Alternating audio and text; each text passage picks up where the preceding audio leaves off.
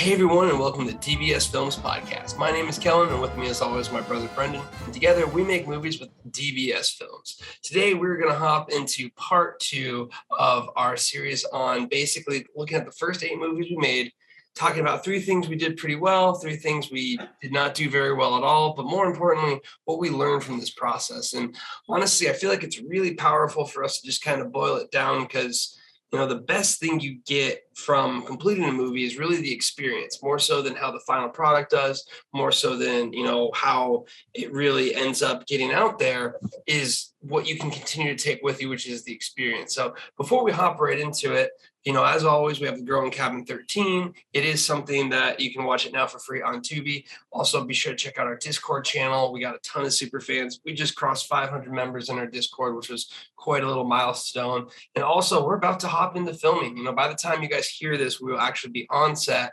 for our latest feature. And if you want to see how it's going, you're going to get day-by-day updates in that Discord. So hopefully you tune in, hopefully you follow us, and hopefully you guys join our community because it's growing bigger and bigger every day.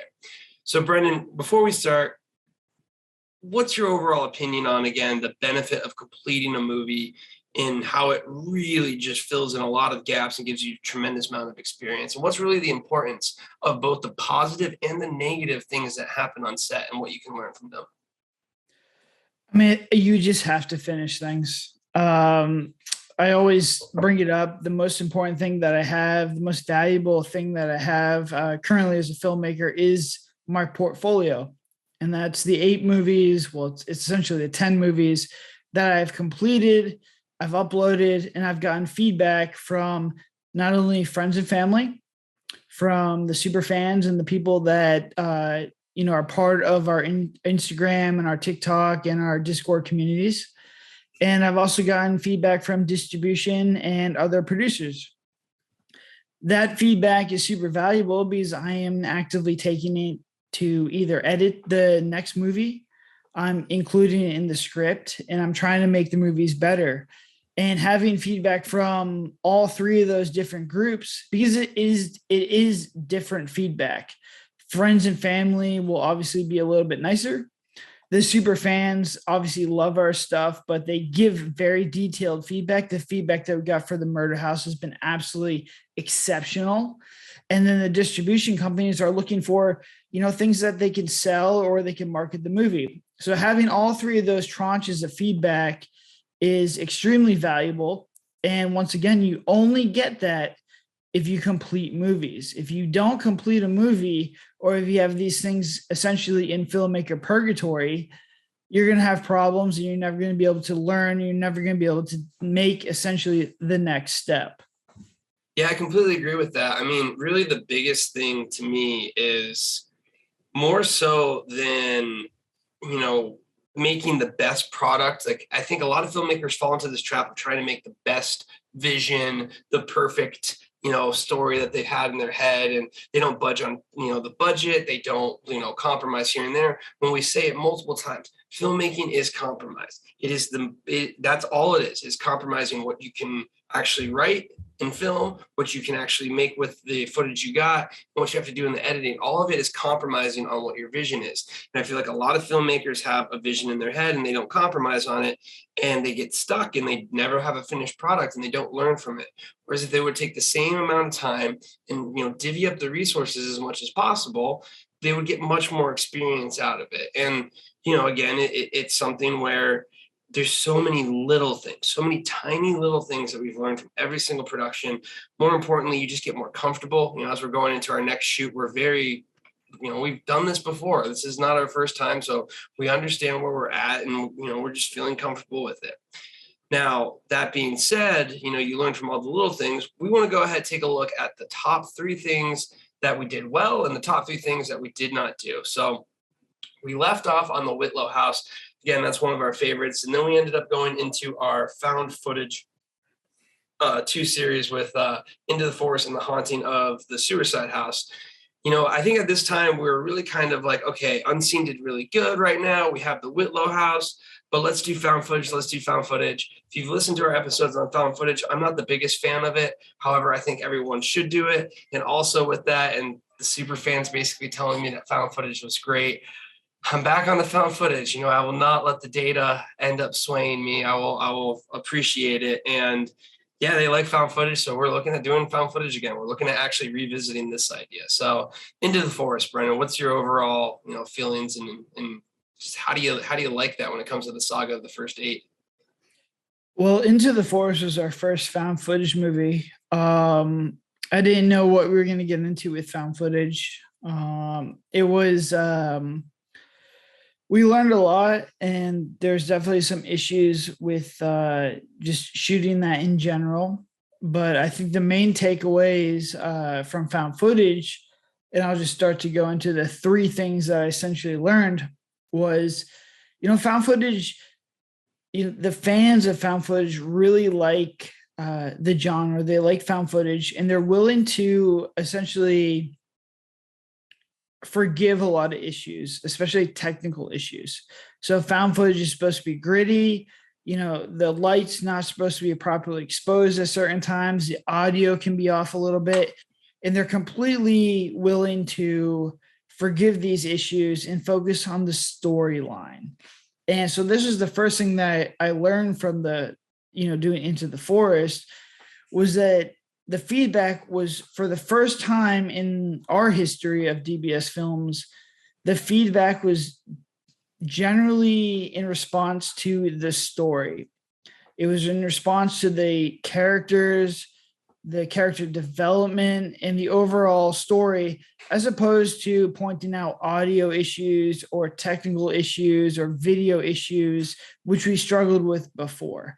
So I think my first thing was, found footage allows you to shoot a whole movie and then get feedback not on technical issues, which most indie people or most indie filmmakers struggle with. They focus on just your story, your characters, and your character development. So that was the first thing that we learned. It was like the feedback we're getting was based on the story. The next thing was, like, woods in the forest at night is super creepy. It's something that's very scary. If you have a flashlight and you're in the woods, everything looks really, really good. It's the flashlight glow only illuminates for a little bit before it dims, and you have this essentially like a ellipsed backdrop of the forest, so it looks kind of creepy. And you can do a lot of pop scares, and people can come out of the woods. It's very scary. So that would probably be the second thing that we learned. And then the third thing was essentially, like, if you're going to do found footage, you have to have really good actors. And working with the actors that we had in Into the Forest was like a learning experience with us, because they have to do these long extended scenes without essentially breaking. They can't struggle with lines, or they can't mess up any lines, because you have these long extended oneers. So it was a good thing to learn how to essentially work with actors to make sure that they essentially properly block certain scenes and they understand what they're trying to say, and get them comfortable to do these 3 or 4 minute scenes. Like Into the Forest, we had multiple scenes that were 3 or 4 minutes long that were essentially oneers, and you can't cut those up because it is found footage. So you had to figure out a way to work with actors to make them comfortable and make sure they're rehearsed so that they can get to that moment where they essentially can give you a very good 3 to 4 minute performance. It's at this point, found footage is very close to almost like theater work, where you really can't mess up. So I think understanding how to get a performance out of the actors at this point allows me to work better with going back to cinematic, because with cinematic, you have cuts and you can, manipulate the actor's footage. But just having the experience of oneers and incorporating oneers in our cinematic universe was a big learning phase for us. It allowed me to work with the actors and understand how to actually get this performance out of them, which is always beneficial when you're going back to cinematic. Yeah, I definitely agree with those points. Just kind of go through them real quick. And again, another thing I just really want to highlight, I am being turned around to the concept of found footage mainly because of the super fans feedback. Consistently, they've said, Into the Forest, we love it. They said The Haunted of the Suicide House, which is my least favorite, is my least favorite, and people are like, nope, that's my favorite. Love it, it's the best. Goes back to the thing. Hey, whatever I like is what I like, and I'm correct. Whatever they like is what they like is correct. But I cannot deny the amount of people that really do enjoy found footage. Just recently I saw there's a found footage group in Facebook that reposted our movie. Like, so there is a good audience for it. I think it kind of was a testament to why, The Haunted of the Suicide House was our best performing one. And with that being said is, you're not your audience, go find your audience. I think this is why, even though I'm not a fan of found footage, I'm ready to do another one. I'm ready to basically say that you need to look at it as an option for an indie filmmaker. It will reduce the budget. You do get forgiven for a lot of the errors and the issues that pop up with cinematic. And if you're able to basically go ahead and execute on that, it really gives you a good idea and a good blueprint. So, found footage, I think everyone should look at it, especially if you're in the horror genre.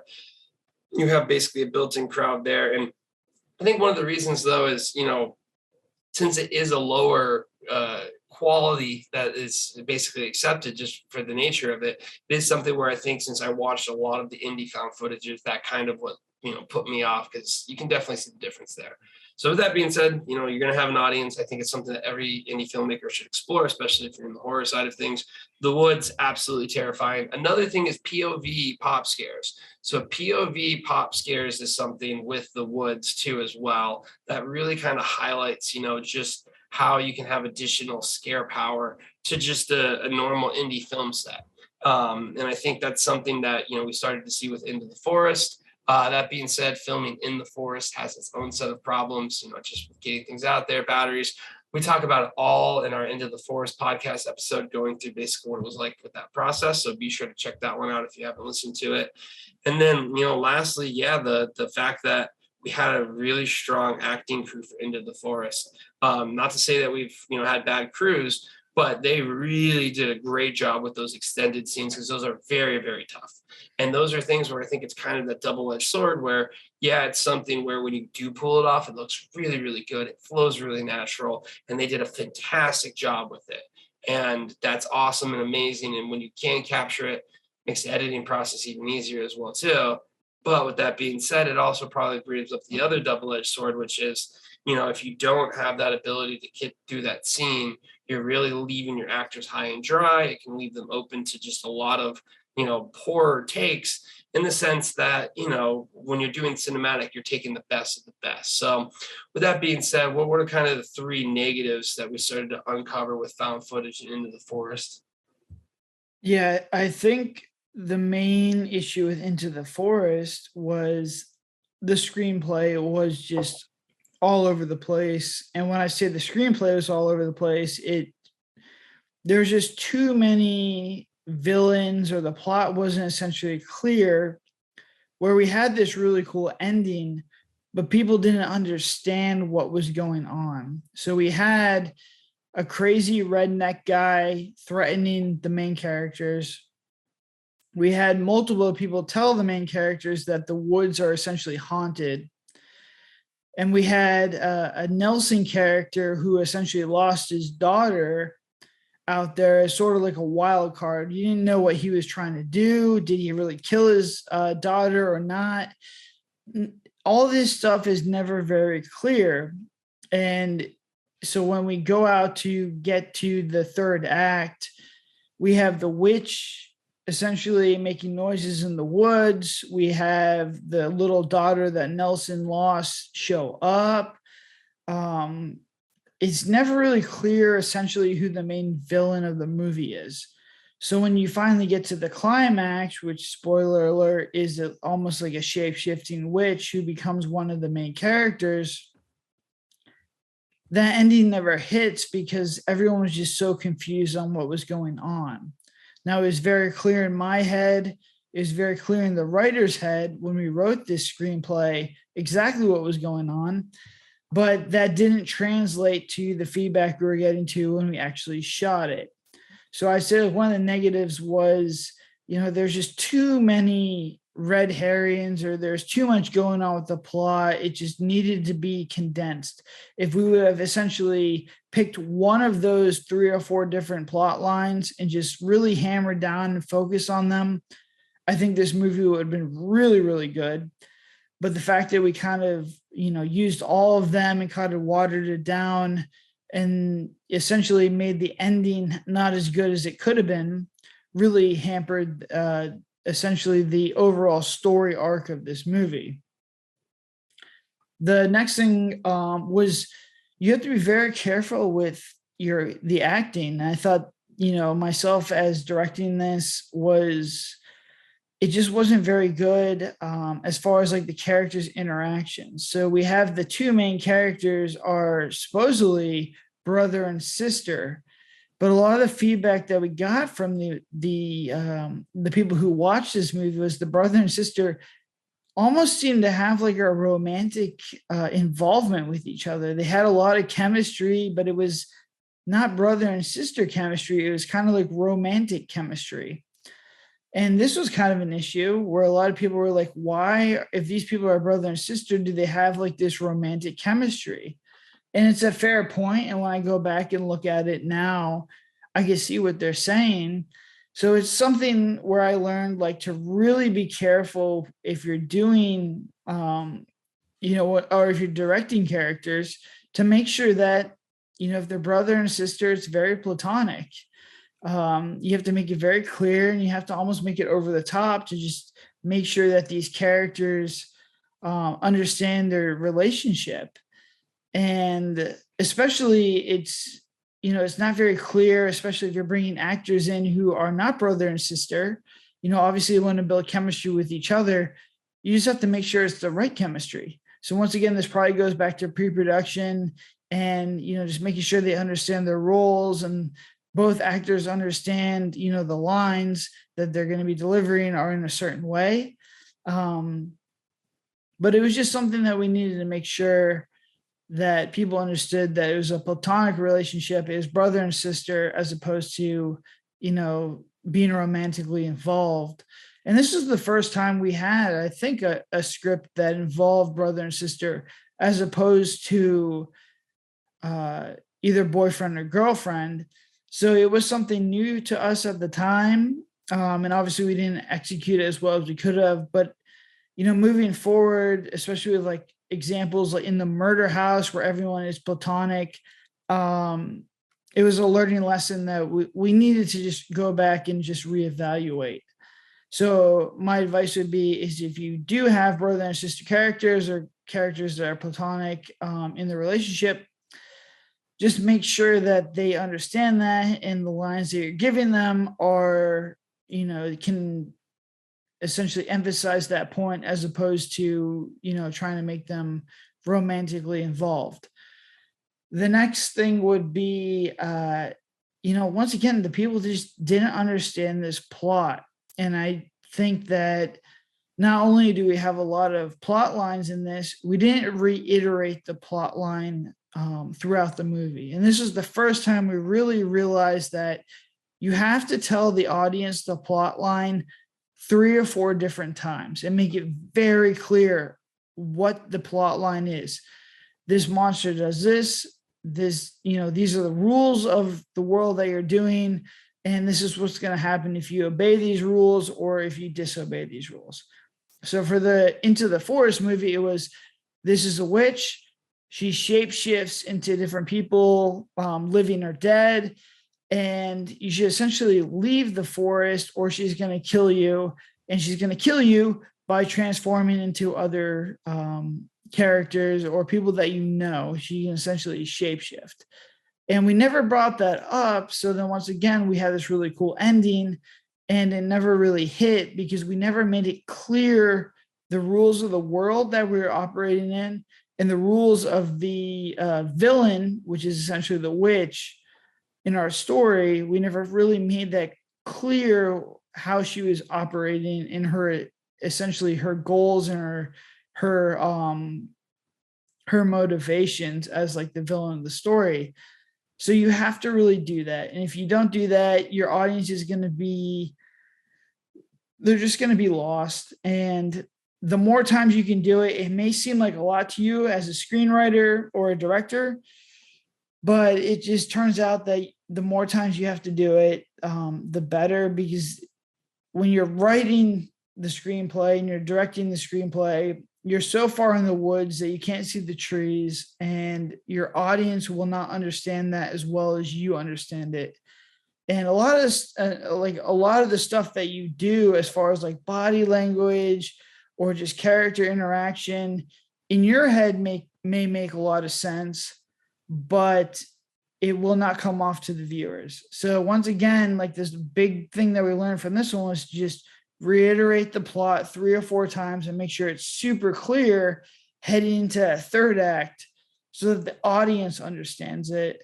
Because if it's not clear at that time, or you're doing a lot of different stuff, you're going to have a lot of problems, and you can have the best in the world, but if people don't understand it up until that point, it's going to fall flat, and you're going to have a lot of confused people, and you're going to have a lot of negative reviews. Yeah, I mean, I think that really does sum it up. And to kind of wrap them all into one, in my opinion, is, what you highlighted at first, which is just, this was the first one that we got to focus on the story. We got to get through all the technical difficulties because it was found footage, so people would look past that. And with that being said, what they would do is they would look into the story. And I think it goes back to this really helped us shape all of the stories moving forward, especially after The Haunting of the Suicide House. Again, we filmed Into the Forest and The Haunting of the Suicide House within like a 3-month period. So we never got to that final end product review. And basically they suffered from the same issues, but they've made the issues really apparent. And again, it comes down to a few things with, like you're saying, people didn't understand the plot. We had a very wide plot with an entire background. We had a witch that had a name. It was Greta Van something. And then she had a Coda Skigix. She had the Devil's Bible. She ended up capturing kids. She sacrificed the kids. And then now people get abducted. They get abducted if they're not there with someone else. And then on top of that, it's basically something where now they possess her and they like get her because she's spiritual. So there's all of these things that end up happening when in reality you should just pick one and, like you said, hit it 2 or 3 times and just really go into it.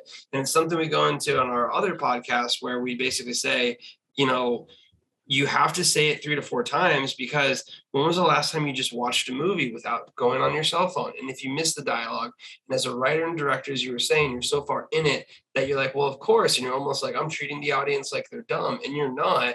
You just have to understand attention spans in the sense of you want to overdo it in as strategic of a way as you can. And that's why we try and up the ante every time. But the best thing you can do is have an entire plot dump right before your finale, just to say, hey, just to give you guys an idea, this is why this is happening. This is why we're moving forward. And I think that's something that really showed us with these 2 of them. And then to kind of touch on, the relationship element, I think one of the issues with that was you almost, you pick characters. And if you think about it, when we have the character, the female lead is kind of in the middle. Her brother is pulling her to do, the thing that's kind of risky for the payoff. And her boyfriend is trying to make her safe. And what ends up happening is the person that's pulling her to the risky element has to be fun and playful. So the dialogue and everything that we have is a lot more fun and playful because that's just naturally his character.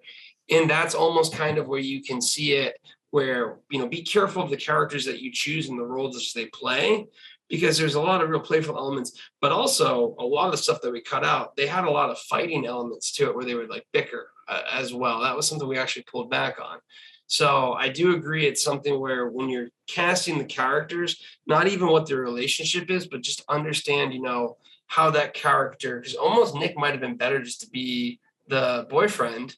And, the brother's the really like steady-headed one. Like, honestly, that's how I would look at redoing it now, because I think you just got to understand what the dynamic is with the relationships they have. So, the biggest one to me is really the story. But it's something where people love Into the Forest, and it's going to be one that we look at remaking. So, that's the power of found footage. And with that, we powered through and made our most successful movie, the easiest movie, and the movie I personally don't like the most. But again, it's out there for the audience. So The Haunting of the Suicide House. As I mentioned, it's something where I'm warming up to it more and more now. People like found footage. It's just a taste thing. but it was super easy to film. It was super easy to market. It did a great job. And we were done really quickly. Like, this was one of the easiest shoots that we've ever had. What were some of your overall feelings and everything, just kind of where the Suicide House lies for you now? Yeah, I think the main takeaway from the Suicide House was that the production was super smooth. The production manager and the PA that helped me with this one did an excellent job. We found the location, finding the actors was great. We were able to black out the building, the essentially the house that we're in, so that we were able to shoot from 7 in the morning to 1 or 2 at night, but we were able to do it with blackout windows, because most of the movie takes place at night. So I made a very smooth shoot. I think it was like 5 or 6 days. There was never any point on this production where I felt stressed that we wouldn't get it done. There were no issues. The actors came in super professional. They knew what they were trying to do. And the script is pretty straightforward. So there wasn't anything, major issues with the production. So I'd say, like, we learned how to really do a found footage production with this one, and to make it super smooth, and be able to just maximize our days by blacking out one location, because I think it was my office, and then we did like one little apartment scene, but the 90% of the movie was done in one location. So it was super smooth. And I think that was like my main takeaway from this one, was just how easy it was to do a found footage movie, and how easy it is to do with one location without any like major location moves. So then the next thing was, like, we had a couple good pop scares with this one. I thought the garage scare with Kai was really good. So that's something we used in like the murder house, and we continue to move. And I think a lot of people like the electrical cord scare, which is like brought up in some feedback meetings that we had with the murder house. People were like, this is a really cool scare. And this was before we were getting feedback from the super fans, but a lot of super fans thought that this was a pretty good scare. So I think we did have a lot of good scares in there. I thought we did a lot of cool stuff in there. I think the intro is really good in this one. So there was a lot of stuff that we could look back on scare wise or beat wise that I thought were really good. And then let me look here. I thought the intro was very good. It was engaging, it was fast, it was quick. It gave you just a little bit of a glimpse of what we were trying to do. And I thought the ending with her like burning down the house was really cool. It kind of gave you essentially closure to all the shit that happened. So I think, like, once again, the most important thing in an indie film, or just any film in general, is the intro and the ending. And I thought that we did a really good job with the intro. We gave just enough to get you hooked in there without giving away everything. And the ending was just enough to give you enough closure to be like, all right, this is a full circle movie. We're from start to finish. And I feel completed, or at least I feel enough to that my time that I invested in this movie was good. So I think those are the three things that I really took away from the Suicide House. Yeah, I mean, that's honestly something where it goes back to it. And even when I was talking about it, I always mentioned it was something that we understood our budget. We understood how to make it easy. We understood how to get it done. I mean, even even going into the forest, we always knew, okay, well, we got to pick up another one. It's got to be an easier one. We got to make sure it's quick, it's paced good. Boom, there's the Haunting of the Suicide House, and we executed on it. And also something is, it's really, really easy to get the editing process done through, and to just plow through those found footage movies. So that's really something where I think it showed us not only the budget, but then, as you mentioned, what we executed on is the intro and the climax.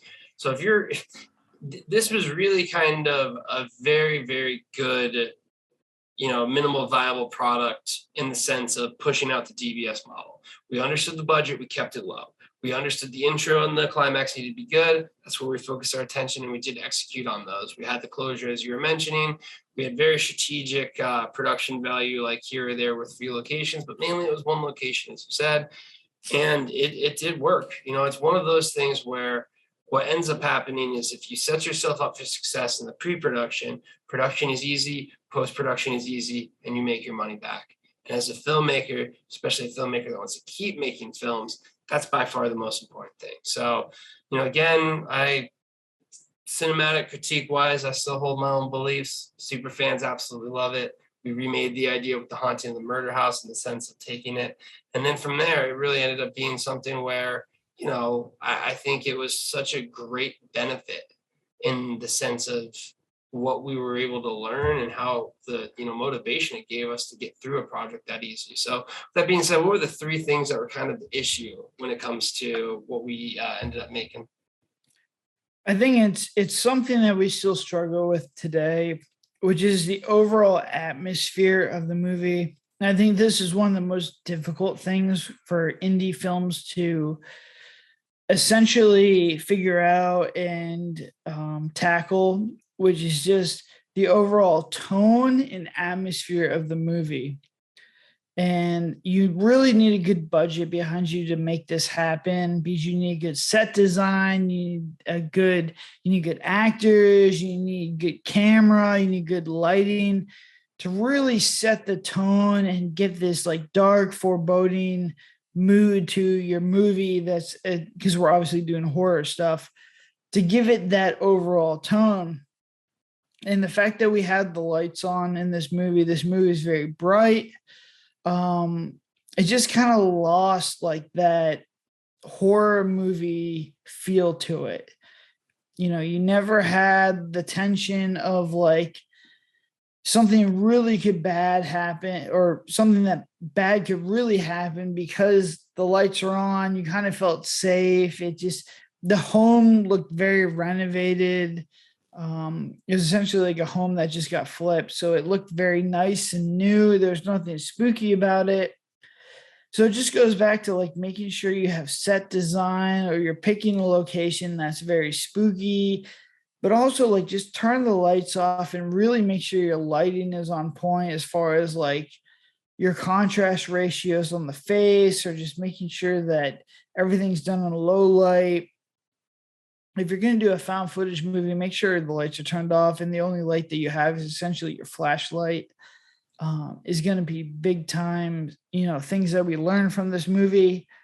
And I think that the movie itself was very simplistic as far as it was one location. There really wasn't a lot of depth to the characters. There wasn't a lot of depth to the story.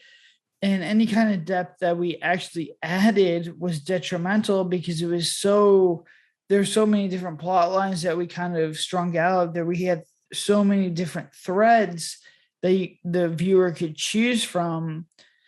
It just made it difficult for people to follow along. And then when they did follow along, it was just a very simplistic plot. There wasn't a lot of spice to it. And yeah, we had a good ending and we had a good intro, but the middle parts were just, they weren't very engaging. They weren't very cool. And if anything, they were very confusing. And then, the storyline, once again, coming back to it, just had too many threads. It was, who is the person who got killed in this house? Then we had like a plot line about the girl drowning a whole bunch of people. Then we had like another person getting killed in the house. We didn't make it clear whether it was a possession movie or was it a devil or a demon that was like making,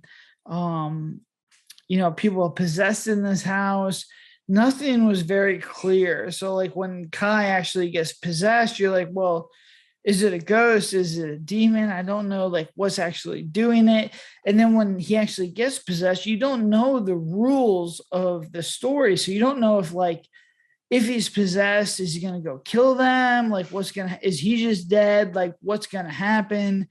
none of this really made sense. And I think we learned a lot of this, and we made a lot of progress in our next movie, The Murder House, where we're like, all right, look, this is a possession movie. These are the rules of this world. This is what's going to happen if you actually mess with, the demon in this realm. So I think that that was the main takeaway, was like the screenplay wasn't very clear on the rules. It wasn't very clear of exactly what happened.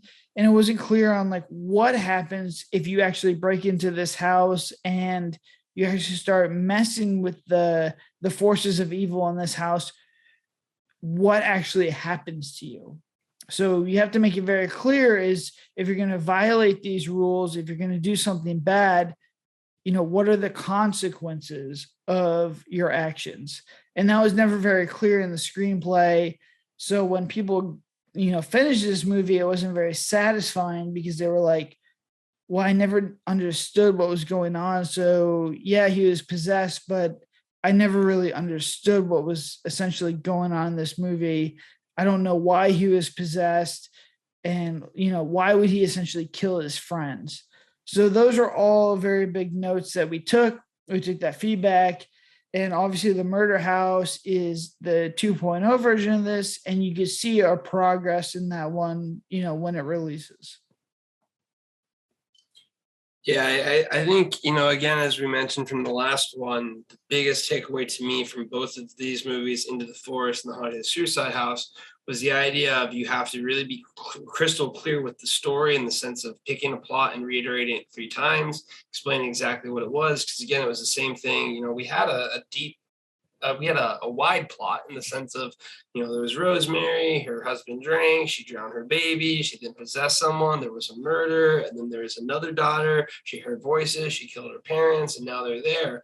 We explained all of that, but again, if you miss one part of it, then boom, there goes your entire chain of thread there. And what was crazy to me is, with the Haunted the Suicide House, people were like, I wish there was actually a plot. And it's like, well, there is a plot. And they're like, oh, I just didn't notice, because we didn't drive home the same 3 points. And again, if you can, execute on having a budget like we did, and then also execute and explaining what the plot is, there you go. There's your movie. And, there's your most successful chance at making a profit back. So I do agree with that. The other big thing, as I kind of mentioned all the time, is, yeah, why don't we just turn the lights off? If you're making a horror movie, if you're making a film, just turn the lights off. It looks spookier. And you know what? We even have like maybe 10, 15 minutes in the dark, and it looks way better.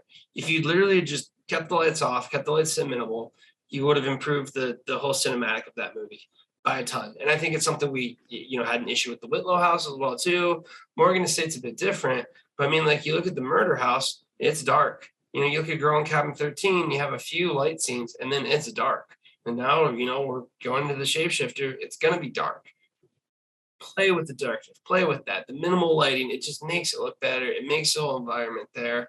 And, it would have been easy for us just to flip that light switch off. So that's one of the biggest ones for me as well, too. But, if you can reiterate the plot as much as possible, again, you're not belittling your audience. You're simply, driving home what the point is. And people want that. People want a solid plot that then they can not only understand the plot, but then they can start guessing and connecting the dots, which is, kind of what everyone wants to try and do on their own. So that wraps up the found footage, escapades that we had. What we're going into now is, again, we didn't really get to the final product on these. These were the 2 movies that really took us the longest to get through the process, had a whole series of issues. Be sure to take a look and listen at the past episodes where we highlight them. But let's go ahead and start with Morgan Estate. To me, it's one where I think these 2 movies solidified our idea of what a story was, but also opened our eyes to just how to produce movies and what the process needs to look like moving forward. So what do you kind of think about Morgan Estate? Yeah, Morgan Estate is still probably my favorite movie, just because I think I really like the screenplay. I think there's a lot of potential with the screenplay.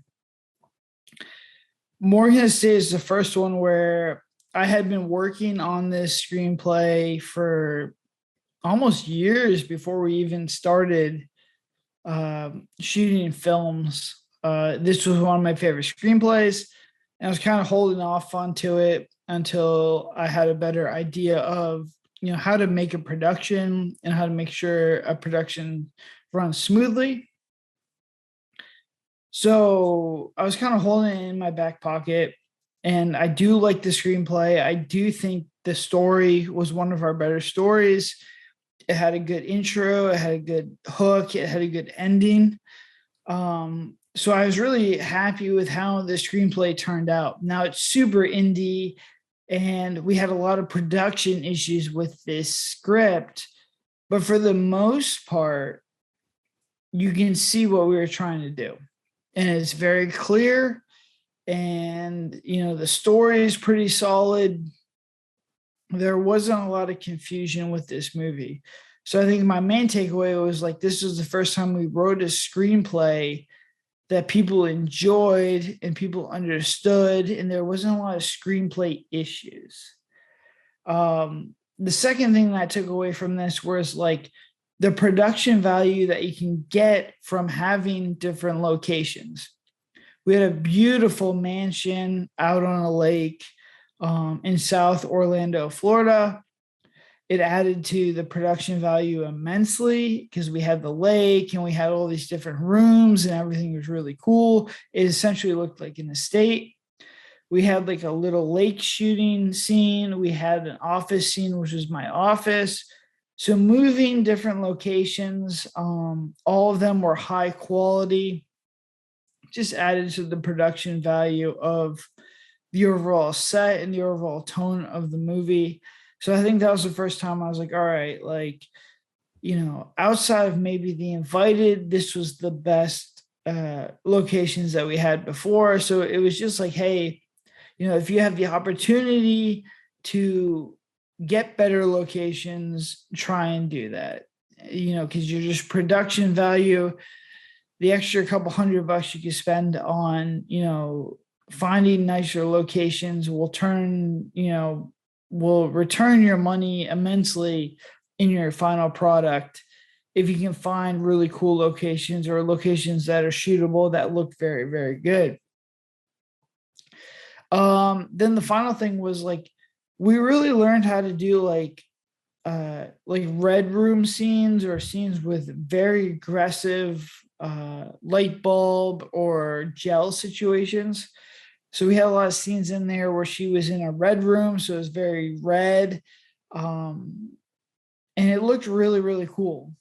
So I think using gels is something that you can do, and you have to be very, very careful with this. You can't use gels in just regular situations, but when the time comes, like a red room scene or a photography development scene like we had in this movie, I think the gels and understanding how they operate can give you a really, really cool look. I'd love to do scenes with flares or very red, coloring in one scene would be great, or like an emergency flashing light that's red would be a really cool scene because it gives you dynamics, it gives you dynamic range, and it just looks really good. So it's a cheap way to hack production value to make you look like a cinematic movie. So I thought that was really good, and I thought that we did a really good job with montages. Like we had a lot of photography montages, her chopping up photography, or essentially going through the development phase of developing photographs. I thought we did a really good job with that. And then she has a really cool montage in there where she's trying to figure out who essentially died and the missing person that was in the story. And the research montage in that cut with a printer was really, really cool. So I say that, we learned how to do montages. And if you're an indie filmmaker, montages are going to be your bread and butter because they're very easy to do. You can control the pace and the plot line, and also give your audience a lot of information in a really cool sequence. And they're very easy to shoot. If you can't get them done, they're very easy to pick up. So I'd say like those are the things that we really learned how to do. as far as like montages and figuring out how to really move the pace and tell the story of the movie in an engaging way through montages and red room and different colored scenes. Yeah, I mean, I really do agree with that. And while we did discuss, and I'm sure in the cons, some of the issues with like production value and things of moving around and what we ran into, what you're mentioning is completely correct. I mean, if you can show that production, having multiple locations, having different scenes, having those things, really, anything you can do to pull someone away from them thinking it's, an indie feature is just going to tremendously help you with what their overall opinion is. Once they start seeing and noticing things, start to pick it apart. And one way to easily do it is to have those different locations. Also, I thought we did have some scenes, like you were saying, that had really good lighting to them. The garage scene in the finale looked really, really well. So there's a lot of different things that you can do to basically cheat that look. And, while it was something where a lot of the issues were just kind of making it work, once it finally worked, it looks really good. It looks like a good movie. So it is one of those things where being strategic and as you always mention, you got to try and find how you can cheat your way to that $1 million movie look. I think we really started to understand a lot of different things there.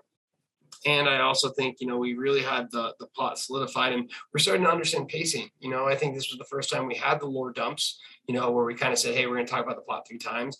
And then, as you mentioned, we started learning what the montages. This is an easy way to connect the dots and to push that pacing.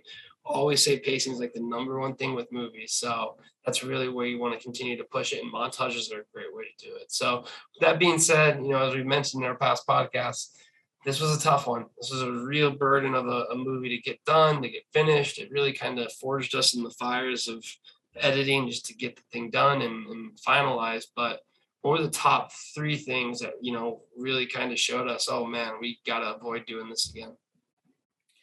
Yeah, for this one, it was just pickups. We left this shoot with a lot of issues. And I knew leaving this shoot that we're going to have a lot of problems, but they really didn't get discovered until we started editing them. There was a lot of issues with transition scenes. There was a lot of issues with just shots that we need to do. We need to pick up scares. So, I mean, my main takeaway from this one is like, make sure you don't do pickups, and just make sure if you have to do pickups that they're simple and you can understand. It's like mainly over the shoulder stuff or pickups that you don't need one of the main actors. And we got very creative with this one because we didn't fly the main actor or actress back. So we had a lot of hands, we had a lot of feet, and we got very creative on how to pick it up. But my main thing was, don't ever do that. Try and avoid that at all costs, because, doing pickups not only gives you a sense of, it doesn't give you the sense of urgency. It gives you like, all right, I'm not going to really work on this movie until we get the final pickups. So you have a sense of just being relaxed. And I think we saw this in the murder house where we had a good cut going, but we never really finished it until I got the final, pickups. And it's an excuse you can tell yourself. You're like, all right, well, I can't really do anything until I get these final pickups. And that's just not something where you want to be. You should have the entire movie completed, and then you should go back and get the pickups and put them, in your timeline.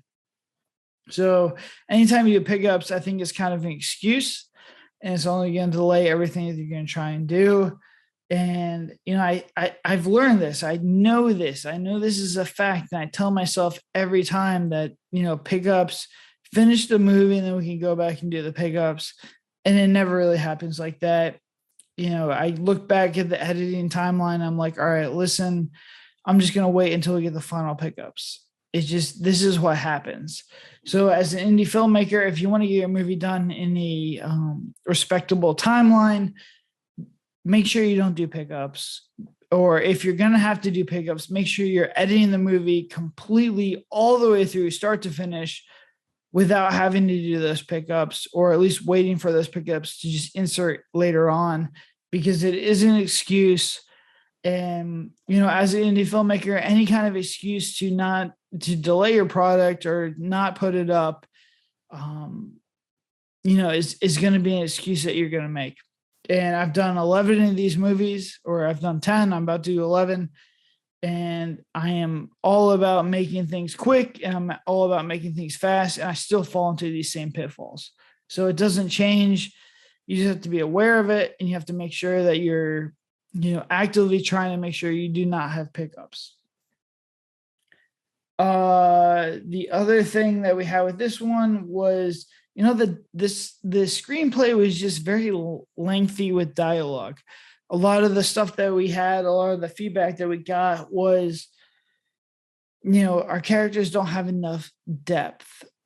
And that's like, okay, fine. We're going to give them a whole bunch of backstory. We're going to give them a whole bunch of character depth. These are going to be likable characters.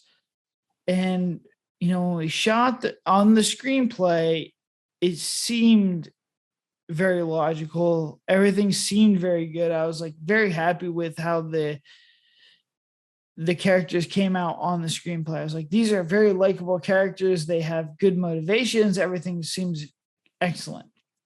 When we shot that stuff and I went to edit it, it was just like, man, they say the same things over and over again. They're not very likable. And a lot of these scenes are just very dialogue heavy and very character develop heavy, and they just take forever to get through. So I think that was a major issue with the screenplay. It was very character and drama heavy, where we had 6 or 7 minute scenes of characters explaining to themselves or to the other character exactly what they were trying to do. And you don't want that because it's super boring.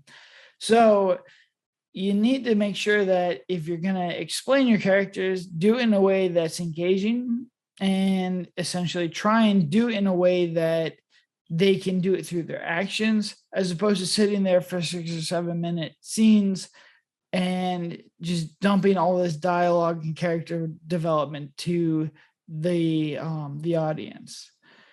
And then finally, there's a lot of audio issues. Once again, use lav mics, or if you're going to have a boom operator, make sure they understand what they're trying to do. Because going back through this took me probably 120, 140 hours of fixing up this audio, and it was terrible. And audio fixing up is the worst thing you could possibly do. Is super painstaking, and it really, really sucked. So at this point, I was like, all right, listen, we should really make sure that we get better audio, and, it's coming into the camera properly, because, if you're having these huge dialogue scenes that we actually happen to have, you want to make sure that people can hear it and they can understand it, and it doesn't sound like they're essentially underwater. Yeah, I mean, those really do kind of encapsulate the major issues. And I'm glad you started off with the pickup ones, because I think one of the challenges that I have, just for us in general for the next one, is let's finish without pickups, because it slows it down. It really does. We had it happen with Girl in Cabin 13, where we just wanted to pick up the finale, and basically we had the cut up until that point. But then it gives you an excuse not to color. It gives you an excuse not to add sound in there. It gives you an excuse because you don't have picture lock.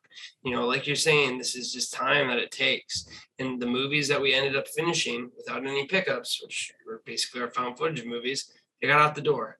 The movies that needed the most pickup, it took a year and a half. And I mean, that's something that got suffered from both of our movies at the stage, is we just ended up having to do a ton of pickups to get it done. So, really give yourself more time than, you think you need. Back to what you were saying with like a lot of the lengthy dialogue and whatnot. That's why you just got to play around with, just kind of what works best for you, the way to establish a backstory, the way to kind of do this. And you only get that by understanding the basics first. And I think really what kind of, did give us a bit more of a help with it is people understood the plot, but the characters were still kind of here or there. So as long as they understood the plot, we're getting better. We can develop the characters more. And, I think it still is something, we say a lot, our actors get a little bit of flack for us just, still learning what we're doing when it comes to just making a character likable, unlikable, or, whatever they need to hit home as. Cause again, that's a difficult craft. So that's it. But, the end thing is, man, if you don't have audio issues and you don't have video issues, you're set for a lot better experience in post. We go into it in detail, but these are something that's going to happen. You don't have the luxury, you don't have the time to, get enough footage, to get enough takes to ensure that no matter what, you have a good take. And if you find yourself in that, position, and you don't have the ability to use clips because of audio or video issues, you are so putting yourself in such a, with as little takes as you're having already, you're putting yourself in such a disadvantage. So that's something to really kind of think of. And again, as we kind of mentioned, I think a lot of the same issues occurred in The Devil in the Room when it comes to, having to pick things up, not having certain elements to it. And the main thing, as we say always, is we didn't finish the Morgan estate. So we didn't see these clear issues that we would have likely avoided. And that kind of leads us to, the three things we like, the three things we don't like with our final movie in the Hateful Eight, The Devil in the Room. So for me personally, I love The Devil in the Room. I love the plot. I'm more of a lore person. Yeah, it has its issues here, mainly the intro, mainly the climax, which guess what? That means you have two major glaring issues that come up.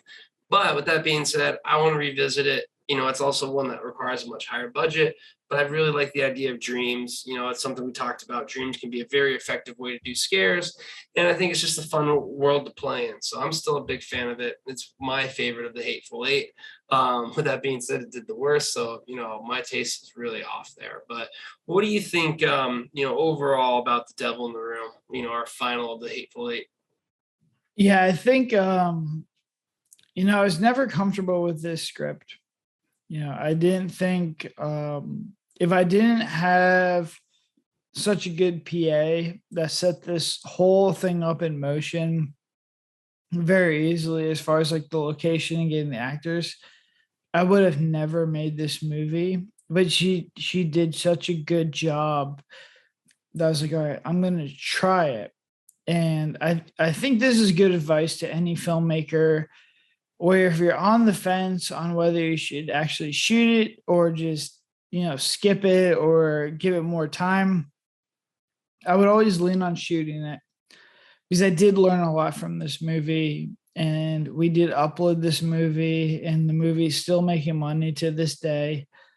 I think that's a very beneficial thing for filmmakers, where no matter what movie you're going to do, it's never going to be perfect. And there's always excuses you can make to not finish it or not start shooting it. So I think if you were to lean on it, even if you're not comfortable with the screenplay, if you're not comfortable with the actors, if you're not comfortable with the production, if you can get it done, my advice would be to get it done, because you're going to learn from it. It may not be the best thing you're ever going to make, but you're going to learn from it.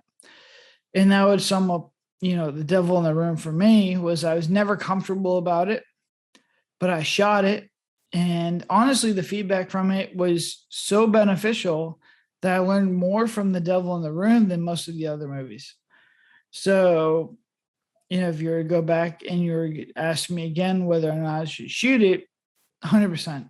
I think it's one of the reasons we are where we are right now, was because I shot this movie. It allowed me to learn so much that we made Girl and Captain 13, and that movie was so much better as far as production, just because of the things that I learned from, The Devil in the Room.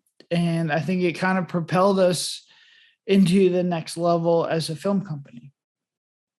So that being said, I think we did an extremely good job explaining a very, very difficult plot.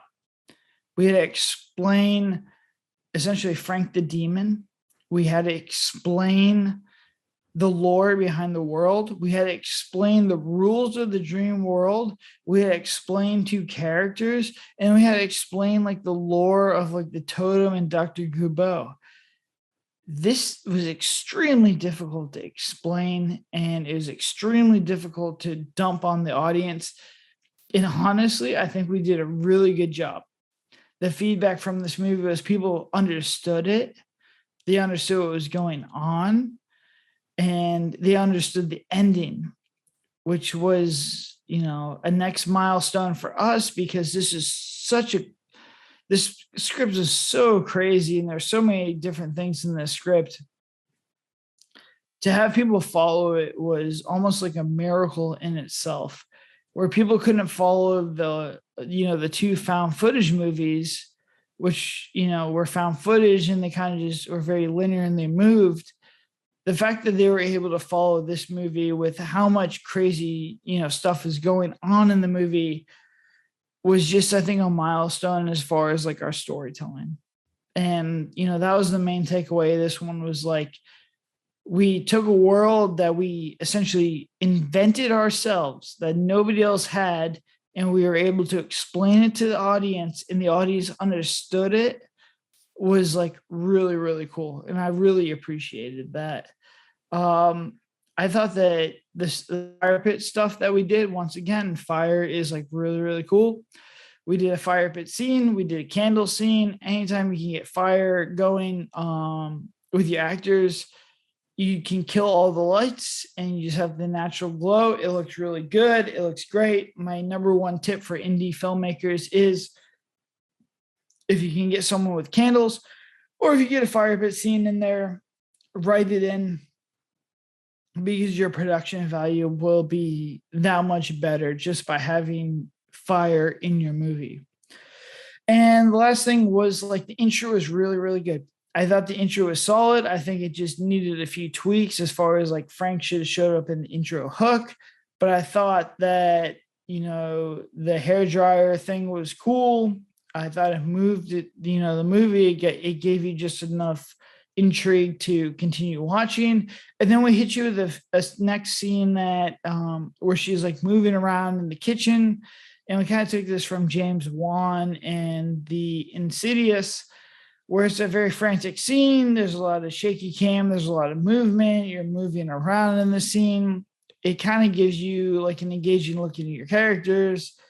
And it's just a fun scene, as far as like, there's a lot of movement. There's a lot of sound stuff. It's, high production scene. So going from the intro they had, to the breakfast scene where she finds out their sister killed herself, and we have like the hard stop, I thought were really cool scenes. I thought the first like 6 or 7 minutes of this movie were very engaging, and got people thrust into the next couple scenes, where essentially they fell off because it was just too heavy dialogue and there just wasn't a lot of development, and we missed on a lot of scares. But I think the first 6 minutes of this movie were very, very solid. Looking back, to me, it's something where we just bit off too much than we could chew when it comes to that budget for that size of a movie. It's just, we should not have done it. You need special effects. You need the dream world. You need weird things to go on. And that was just way out of our league. But like you said, we did a really good job of pulling it off. And, we swang for the fences, and I think we got like maybe a single, we got people to understand what we were trying to do. People's biggest critique was like, well, yeah, the climax was pretty flat, and there was nothing really that, happened scare wise. This is a horror movie. This is your Insidious. This is your spooky, scary. You need some special effects, just because it's a demon. It's not a masked person. It's not a possession. It's not some of our other movies where we can kind of cop out that. You need to kind of bring the heat with Frank the Demon.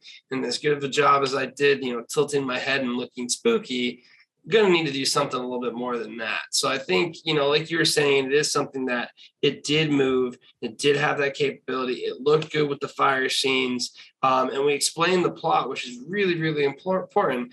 And, just to see how much we went from people not understanding it with the found footage to people understanding the plot, and just the one jump of having those edited, it really made us understand it. So, I would say, again, it's something where, looking at The Devil in the Room, I wouldn't touch it again until you have like $1 million+ budget, just because it just requires that.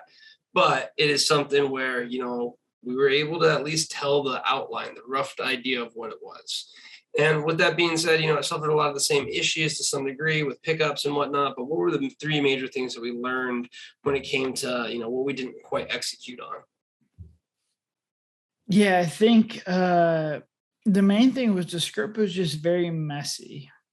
It wasn't very linear. It had a lot of stuff that was just very overly dramatic. So it was just a very overly dramatic script. It was almost something like A24 would make, where it's a very character driven story.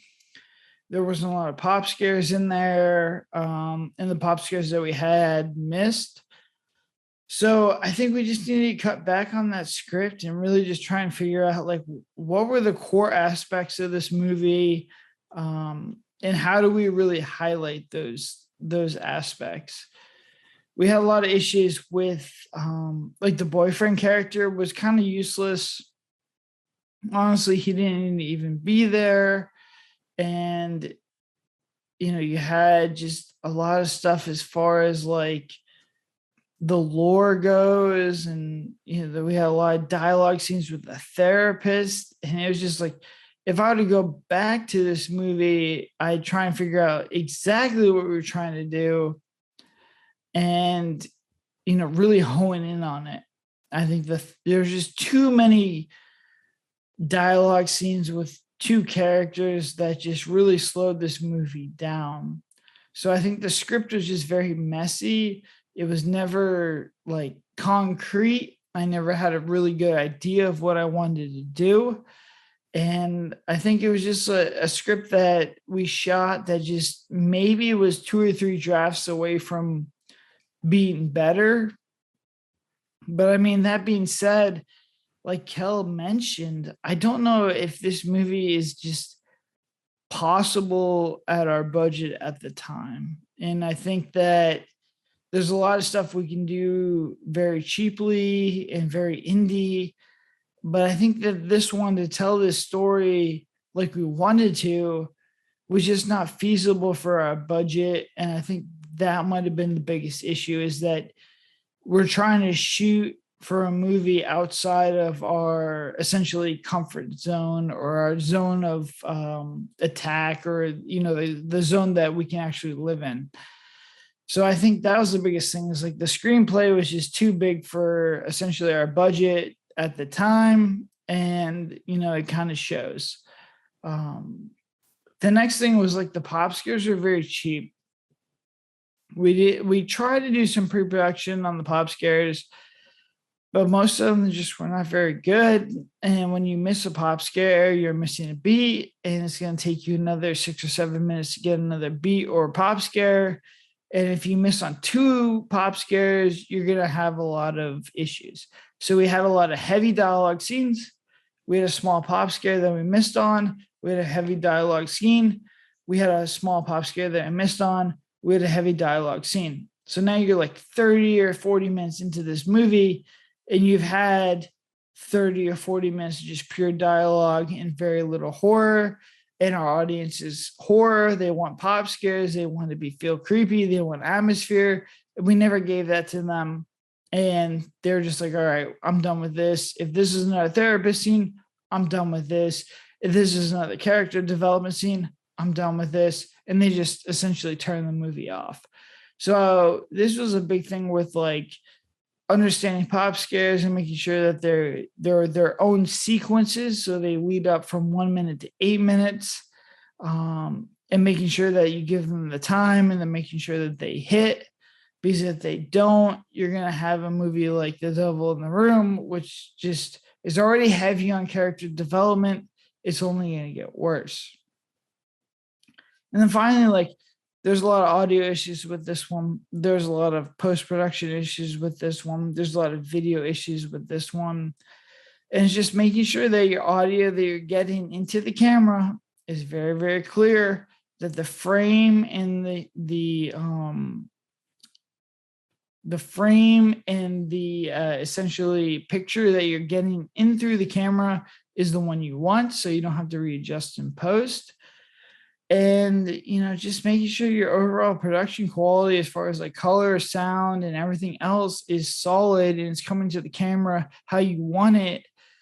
Because anytime you have to change that, it's going to take you a lot of effort and time in post-production. And this one was just kind of a mess as far as like audio, as far as picture. I had to go and reframe a lot of stuff. And it just adds to a lot of issues and adds to a lot of problems in post-production. Take the 5 minutes to make sure you're getting good audio. Take 5 minutes to make sure that the framing in your camera is the one that you want. Take 5 minutes to make sure your white balance is proper and the color palette that you want and the LUT that you want is in the camera, so you don't have to fix that stuff in post. Because there's just this movie almost took us 8 months in post-production to fix up, because we were not getting the proper amount of sound, framing, and color, and like essentially the look that we wanted to get in the camera in the first place. If you can just get all that stuff in the camera, you don't have to worry about it in post, and it'll be so much better. And your time frames from post-production, which I think most indie films struggle with, will be, so much more condensed than it would be as if you're going back and trying to fix all these issues. Yeah. I mean, to me, again, it goes back to what's really interesting with this one is I feel like we hit the hard part of kind of getting the plot. The easy part of kind of having the pop scares and special effects, we just didn't have the budget for. So if you got hooked by the devil in the room, the concept behind it with the demon and our blurb and everything like that, you're expecting a horror movie. And we don't show you Frank the Demon until like 25 minutes into it. And it's just me in a mask. So it's really not quite there. So I definitely agree where it's something where that's why we saw a lot of people tune out of it, because we didn't deliver on basically what we were telling them. We were telling them this can be a supernatural demon flick. But with that being said, the people who did watch it did understand what we were looking at doing. So I think that can really assist in the process of, getting it from point A to point B. But, like you're saying, if you don't have those scares, if you don't have those things that you need to deliver on, then you're already setting yourself up for such an issue. And the only thing people are noticing is then the dialogue, and the dialogue is just going to slow your movie down. And movies are all about pacing. And finally, like you're saying, just having good audio and good video and everything just to a level where you can use all of the footage you film is such a godsend in editing. It gives you so much more room. And there's nothing worse in the editing bay than basically being like, how am I going to make this work versus how do I make this the best?